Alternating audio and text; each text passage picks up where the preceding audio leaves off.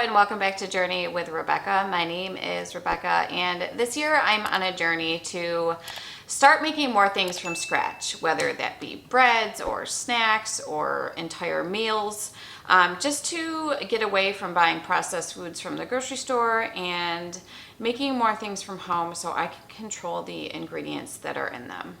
Last week I shared homemade dinner rolls with you, and those are quickly becoming a family favorite of ours. And this week I want to share some mini chocolate muffins that my daughter and I recently made. I have made a couple of swaps in the recipe just to make it a little bit more healthy, but it's really simple and easy to make, and they come together nicely, and they're better for you than the little store-bought mini muffins. Starting with your mixing bowl, you're going to take 2 cups of flour, 1 cup of sugar, 3/4 of a cup of semi-sweet mini chocolate chips, or you can use regular if you prefer, half a cup of cocoa powder, and 1 teaspoon of baking soda, and just combine that until it all comes together. Once your first set of ingredients is all mixed together, grab yourself a separate bowl, and then to that you're going to add 1 cup of plain yogurt. I am using a Greek yogurt for this. Half a cup of milk. I am using skim. 1 egg. 2 tablespoons of melted butter.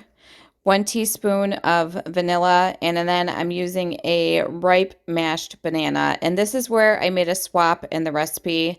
The original recipe called for half a cup of vegetable oil, which I did not want to use, so I made a swap with 1 ripe banana and 2 tablespoons of melted butter, and then just mix everything until it's all combined. Once you have all of your wet ingredients combined well, you can go ahead and add them to the dry ingredients and just mix them well. And it comes together really nice and smooth, and it's almost like a mousse consistency. Here's where you have a choice to decide what you're making. If you want to make mini muffins, that's fine. If you want to make regular sized muffins or jumbo muffins, that's okay too. I only have 1 mini muffin pan, so I'm making 1 of those, which makes 24. And then I have some jumbo muffin pans as well, so I'm making some bigger ones as well. It really just depends on what you have, but this recipe will make about 50 mini muffins. Once your pans are full, these are going to go into a 400-degree oven. And now, depending upon what you're making, depends upon how long you're going to cook them.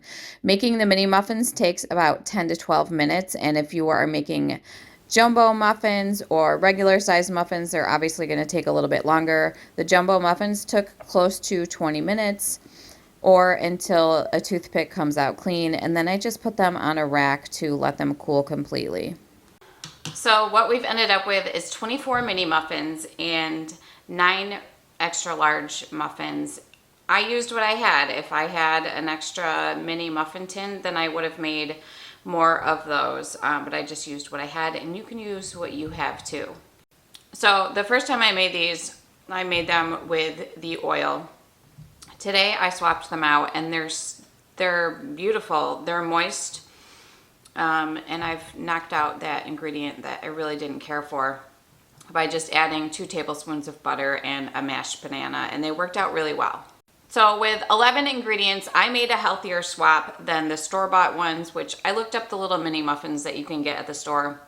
There's over 25 ingredients in them, a lot of them which aren't great for you. So yes, these are still chocolate muffins. They're not the healthiest thing in the world, but I know where all the ingredients came from, and I made them myself, and that makes my heart happy.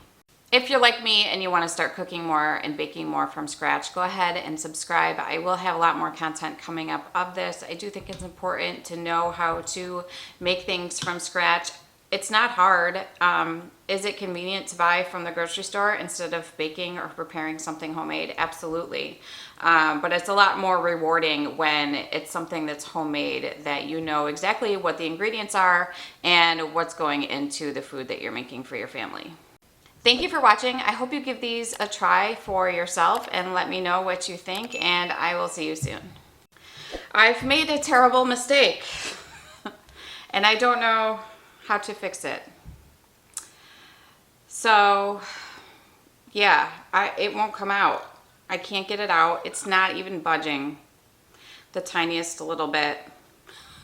And I'm afraid if I try too hard that I'm going to break the glass and cut myself. So looks like I'll be needing to order a new measuring cup because I can't use this one anymore. Whoops.